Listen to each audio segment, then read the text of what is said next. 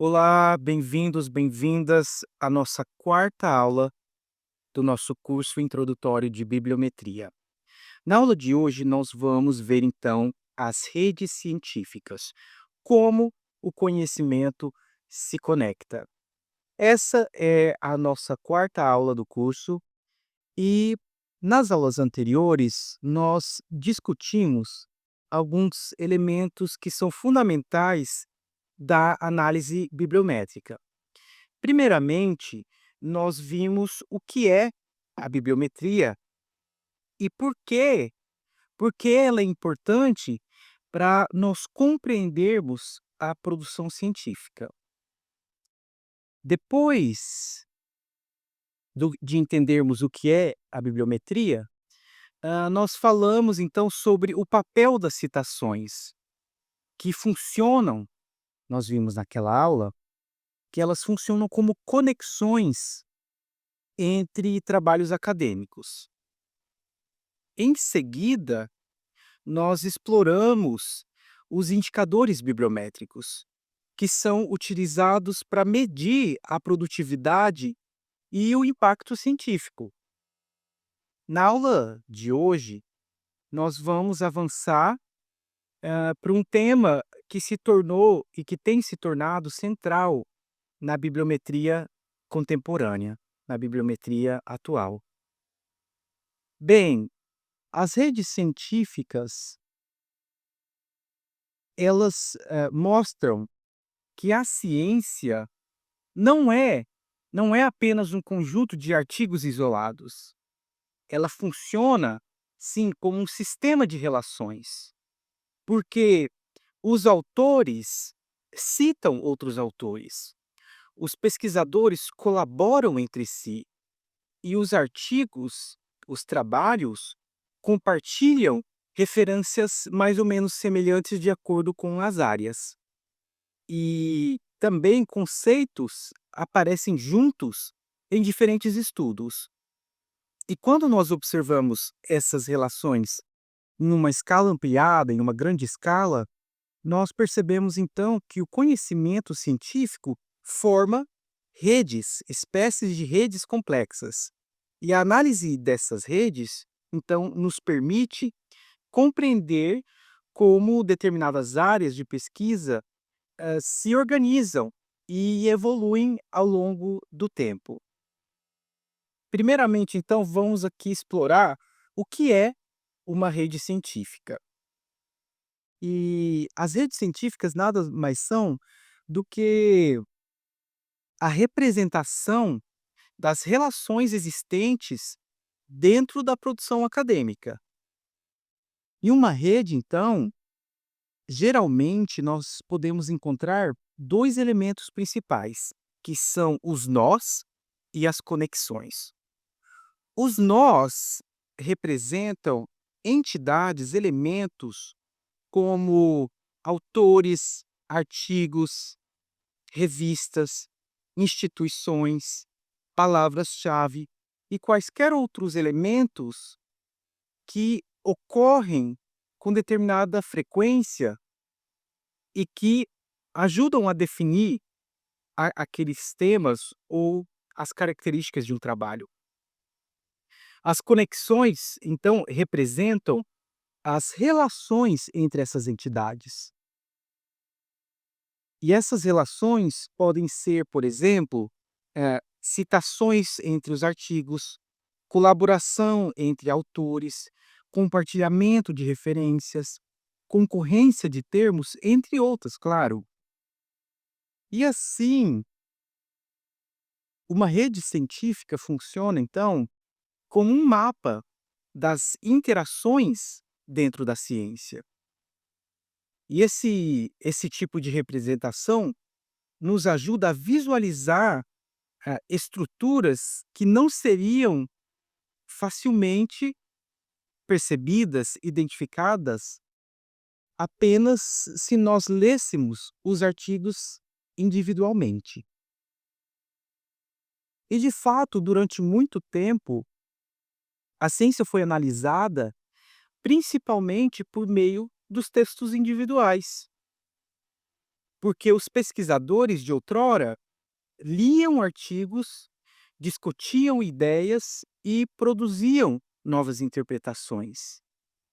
Hoje, com o crescimento das bases de dados e também com o desenvolvimento das ferramentas computacionais, passou a ser possível observar a ciência de outra forma. Agora nós podemos analisar, por exemplo, milhares ou milhões de artigos simultaneamente, com apenas uma ferramenta ou com um conjunto de ferramentas. E quando nós fazemos isso, na atualidade, nós percebemos que a ciência se comporta exatamente como um sistema de elementos interconectados. Em um sistema que alguns autores aparecem no centro das redes, enquanto outros autores aparecem em posições mais periféricas. Algumas áreas de pesquisa estão, então, fortemente conectadas entre si, e outras, por outro lado, possuem relações mais fracas, mais distantes. E esses padrões, claro, vão ajudar o pesquisador a compreender a estrutura intelectual daquele campo científico no qual ele está trabalhando. E existem vários tipos de redes que podem ser analisadas nos estudos bibliométricos. Por exemplo, as redes de coautoria, que mostra as colaborações entre os pesquisadores.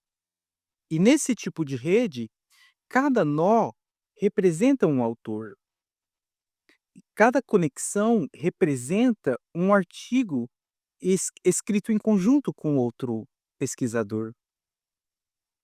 E esse tipo de análise das redes de coautoria permite, então, aos pesquisadores a identificação de grupos de pesquisa, de colaborações internacionais e também de pesquisadores altamente conectados. Essas redes de coautoria, então, elas ajudam na compreensão de como as comunidades científicas se formam, como elas estão configuradas também. As redes de citações, por outro lado, conectam os artigos com base nas referências que eles fazem a outros trabalhos. E nesse caso, cada nó na rede representa um artigo, e cada conexão representa uma citação. E essas redes, elas nos mostram como o conhecimento se desenvolve ao longo do tempo. E artigos influentes costumam, então, nesse cenário, eles costumam aparecer como nós altamente conectados. Outro tipo comum de rede que nós colocamos aqui é a rede de concorrência de palavras-chave, ou redes de palavras-chave. Nesse tipo de rede, cada nó representa um termo ou um conceito. As conexões representam a frequência com que esses termos aparecem juntos em artigos, e então esse tipo de análise, pela sua natureza, vai ajudar a identificar os temas principais de uma dada área, as relações entre os conceitos e a evolução temática. E aqui, uma vez mais, é importante nós falarmos sobre a visualização das redes científicas, porque uma das grandes contribuições da bibliometria, ou da bibliometria moderna, como nós conhecemos ela hoje, é a possibilidade de visualizar as redes científicas por meio de software especializados que então permitem ao pesquisador transformar todos os dados bibliográficos recuperados das bases de dados em mapas visuais. E eu citei nas aulas anteriores algumas dessas ferramentas. Eu falei no Voz Viewer, que nós aqui do grupo GTEC utilizamos bastante nos nossos trabalhos, nos trabalhos que nós publicamos nos últimos livros. Inclusive, nós temos aí o nosso quarto livro no prelo. Logo, nós lançaremos e a gente vai comentar então sobre essa obra aqui no nosso canal. Além do Voz Viewer, tem o SiteSpace, tem o Gephi, tem o Bibliometrics e vários outros. E como eu disse, cada qual com as suas facilidades de manuseio e cada qual com as suas dificuldades, o seu grau de dificuldade. Esses programas, então, eles vão gerar visualizações que nos mostram os clusters de pesquisa, a densidade das conexões estabelecidas entre os elementos da rede, a proximidade também entre determinados temas e autores. Fato é que esses mapas funcionam como espécies de representações visuais da estrutura do conhecimento científico. Eles ajudam o pesquisador a identificar rapidamente os padrões mais complexos, de determinadas áreas. E eu mencionei a visualização de clusters. E o cluster é um conceito muito importante na análise de redes, porque um cluster é um grupo de nós, um grupo de elementos que estão mais conectados entre si do que com o restante da rede. Então são agrupamentos, são comunidades de elementos ali que estão mais próximos, mais conectados entre si.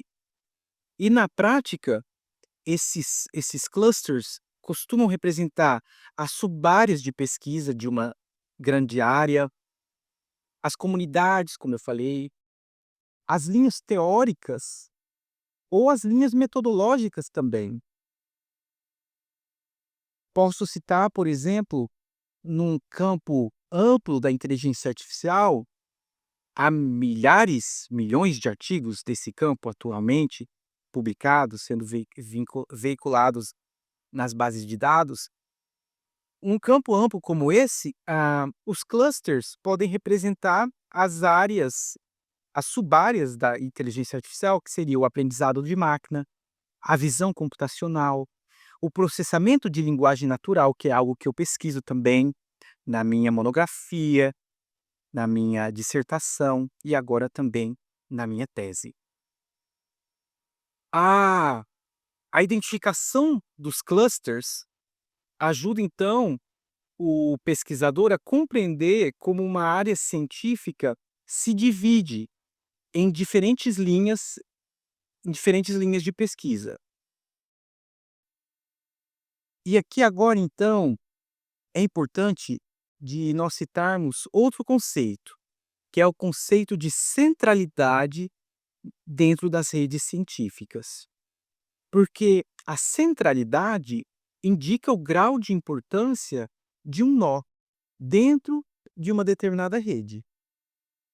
Porque em uma rede científica, os nós que são altamente centrais, que estão mais ao centro do mapa, podem representar os autores mais influentes, os artigos fundamentais, os conceitos amplamente utilizados.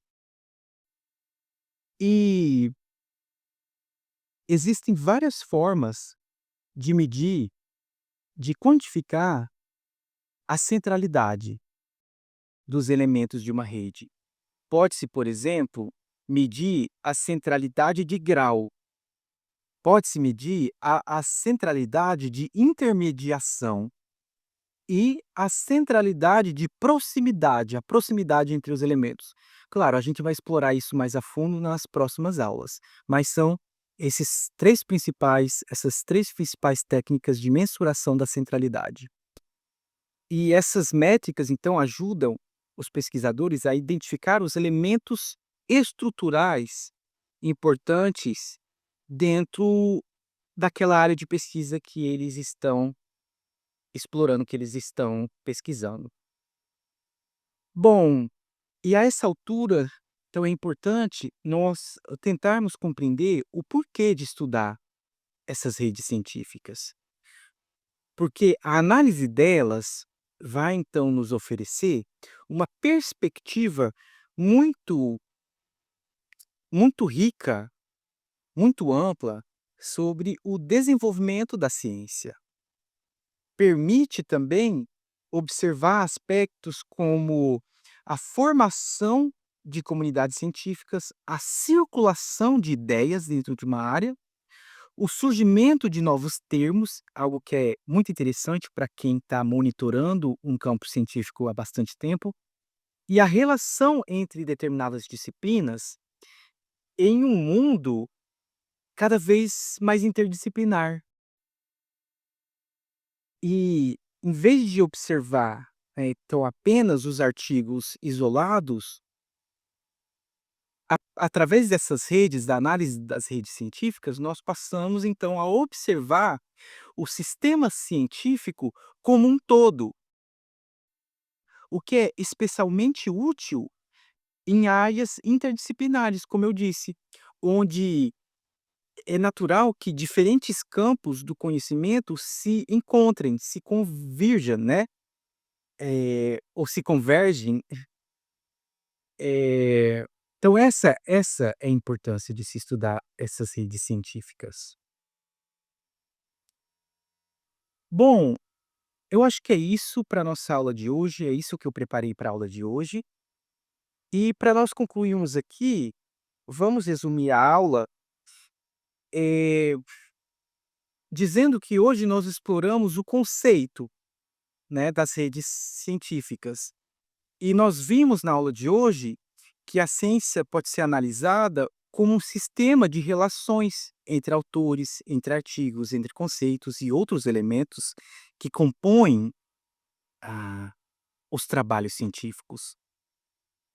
E essas relações formam redes que revelam padrões importantes dentro de um universo de produção científica. Nós também discutimos alguns tipos de redes que são utilizadas na bibliometria, na análise bibliométrica contemporânea, que são as redes de coautoria, redes de citação, redes de citações e as redes de palavras-chave. E além disso, hoje nós falamos um pouco também sobre as ferramentas computacionais que permitem a visualização das redes. A gente sempre está mencionando elas. Inclusive aqui no canal tem um vídeo em que eu explico a utilização do Voz Viewer. Eu vou inclusive deixar aqui na descrição desse vídeo, esse outro vídeo que acabei de mencionar. Nós também vimos hoje o conceito de cluster e centralidade. Na próxima aula, nós vamos nos aprofundar então em um método específico de análise dessas redes científicas e que é muito utilizado nos estudos bibliométricos, que é a análise de cocitação, que nada mais é que uma técnica que nos permite identificar as relações intelectuais entre autores e trabalhos científicos. E é isso. Convido vocês mais uma vez a curtir esse nosso vídeo, a compartilhar ele com seus colegas pesquisadores, convidar os seus colegas pesquisadores a assistirem essas aulas. É muito importante para nós chegarmos a outros pesquisadores, a mostrar esse universo da bibliometria. Quem sabe mais pessoas, né, passem a a pesquisar sobre bibliometria e contribuam com a bibliometria de certa forma. Então, muito obrigado e até então a nossa próxima aula.